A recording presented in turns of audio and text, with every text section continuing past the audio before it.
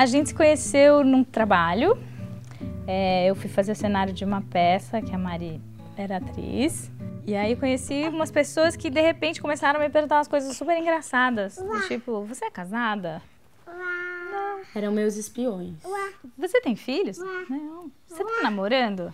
Não. E aí a Mari de repente virou uma fofa que me trouxe café da manhã um dia, porque viu que eu tava me ferrando, não tava comendo, tava sem dormir, toda estressada. E eu comecei a pensar, nossa, é tão fofa essa menina, né? Ela é muito fofa, muito querida, né? Ah, acho que eu vou sair com ela assim. Vamos lá, vamos ver, né? Vamos ver como é que vai ser isso. Se não for bom, a gente não precisa sair de novo. A gente tinha planejado jantar no dia da estreia e deu tudo errado, porque a Mari quebrou o pé em cena. E foi pro hospital depois da estreia. E aí só foi mais legal ainda, porque ficou aquele, sabe? Suspense, né? Ai, a gente não saiu. E aí a gente marcou pra quarta-feira, e aí fomos. E aí a gente grudou. Deu super bem, nunca mais parou de conversar. E a gente virou não só namoradas, mas como, acho que, grandes amigas.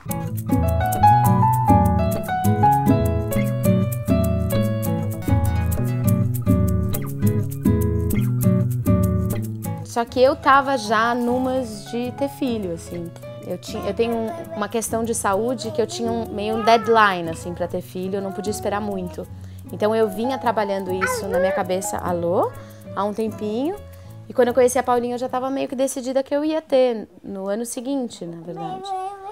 E eu falei isso pra ela, assim, claro, com o risco dela me achar uma louca e sair correndo, mas não tinha como ser de outro jeito. Mas aí foi ótimo, porque eu comecei a pensar nesse assunto, que era um assunto que estava engavetado há muitos anos. Porque eu sempre trabalhei muito, nunca tive esse momento de parar. Eu fui casada 2 vezes antes da Mari.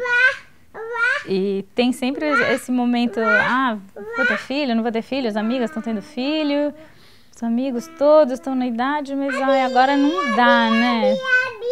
E aí ela deu uma forçada, assim, do tipo, e aí, vamos pensar nesse assunto?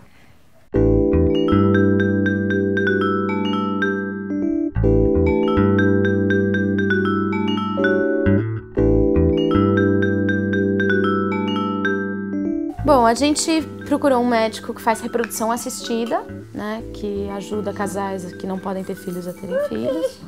E um cara bacanérrimo, que foi super querido.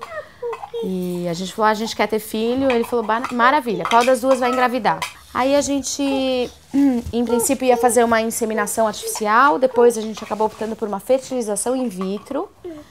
Porque eu tenho uma questão nas trompas, que talvez não desse certo, talvez demorasse a dar certo. Então a gente foi direto pro que estava mais certeiro.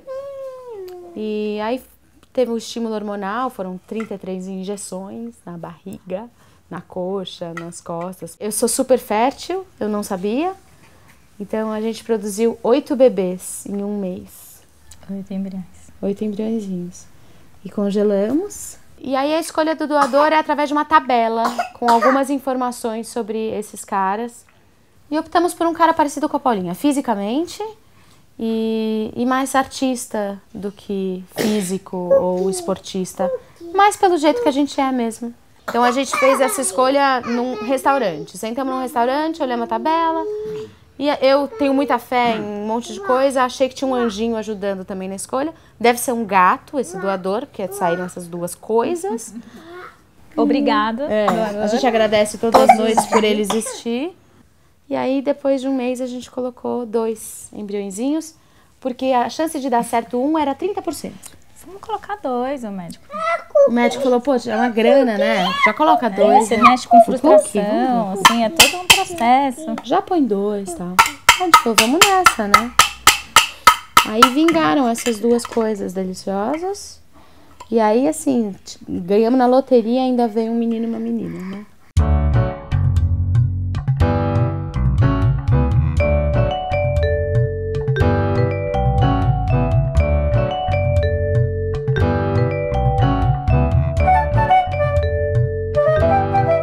educação não é, acho que eu compreendo assim, né? Não é só o que você aprende na escola, mas como você aprende a lidar com o mundo. E a gente se preocupa um pouco com isso, como eles vão aprender a viver nesse mundo. Em termos de escola, a gente pensou numa escola que tivesse esse viés mais artístico também. Sim, claro, que tem a ver com a gente também. O dono e diretor da escola ficou empolgadíssimo e falou, eu quero que a Mia e o Gael estudem aqui. Porque para nós é interessante ter isso. É importante para as outras crianças. Para as outras crianças entenderem outras configurações familiares, né? E, inclusive, é uma escola que é bem raro encontrar, que tem professores homens para dar aula para criança desse tamanho, que, assim, é um campo dominado por professoras, né?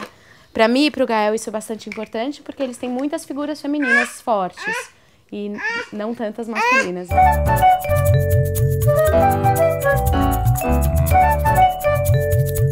Para começar, que essas crianças mamaram até 1 ano e 2 meses no peito, né?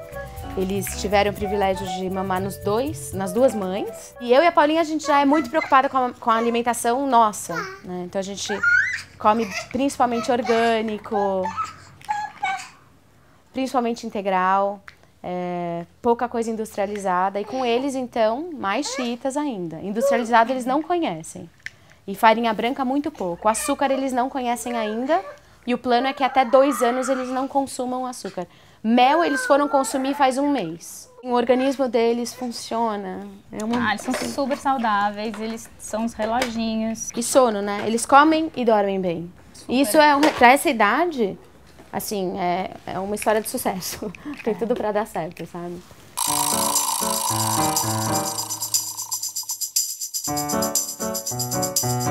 Bom, o almoço de domingo aqui em casa é sempre um programa cultural que a gente faz todo final de semana.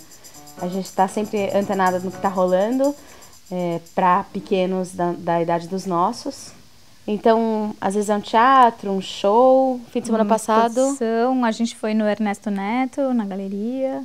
Depois a gente foi ver os Barbatuques à tarde. Eles amam. E a gente também, porque aí a gente também aproveita o programa.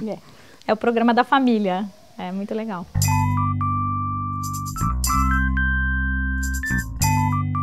É claro que a gente não começou a enfrentar as coisas mais complicadas, porque eles não têm idade para isso e quase não sociabilizam, né? Quando entrar na escola, eu acho que a gente vai começar. Eles vão começar a entender que talvez a maioria das crianças tenha pai, né? E aí talvez pintem as perguntas e as questões. Então, o pior está por vir, eu acho. Tem que falar como a vida é, né? Não tem muito mistério, não tem segredo. E eu acho que é isso que dá segurança e que faz eles se sentirem amados e seguros para também lidar com isso quando estiverem sozinhos.